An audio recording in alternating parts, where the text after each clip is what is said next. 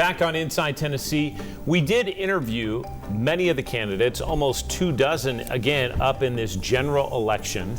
And you can pull out your camera phone right now and scan the QR code on your screen. It will take you directly to our website where you can see those 3-minute interviews with the candidates who did agree. Again, we see school board, commission races, 7 out of the 11 Knox County Commission races are up. On the school board, 4 out of the 9 seats are up. So it's a big deal in the general election. And again, we have the federal and state primary as well. John, you wanted to make a point that raised some eyebrows with a letter that some people have received tied to the Secretary of State's office. That's right. The coordinator of elections, Mark Goen, sent about 14,000 of these letters to various people across the state of Tennessee.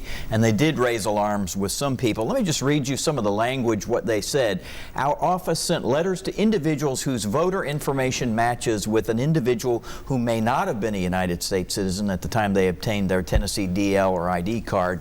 And those letters were received by some people here, including family members of one of our own election commissioners who was like, excuse me, my husband's been here a very long time. He is a naturalized citizen. So is my stepson. Registered when he was naturalized. Absolutely. So this has all been clear and good, and I don't know what you're doing, her letter said, but you're scaring people, and it appears like you're doing it needlessly. Don, you haven't seen the actual letters, but you're familiar with it. That's right. That letter, I think, is really illegal, to be frank. It is voter intimidation. It's inappropriate. It's interesting how they were targeted. And just hearing the story that John just told, it's not surprising. And, you know, the story that you told where they were registered at naturalization. I happened to help someone do a private naturalization. David Barrington, very famous diving coach at UT, was formerly Zimbabwe.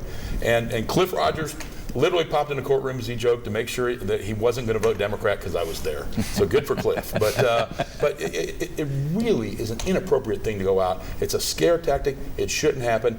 You heard what Chris said. 0 dead people and 0 illegal immigrants voting in our elections in the 12 years he's been there.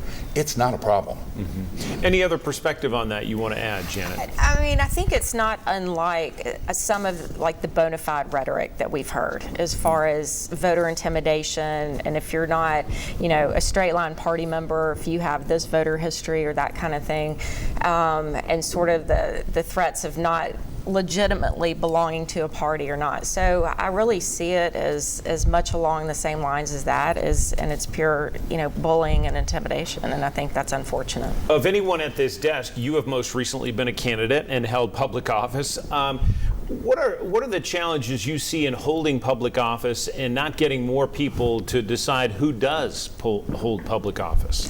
Yeah, I think it's hard. I mean, you hear it all the time that people, it's hard to find good candidates to run. And I think we've seen it across the state. I think we've seen it across the country.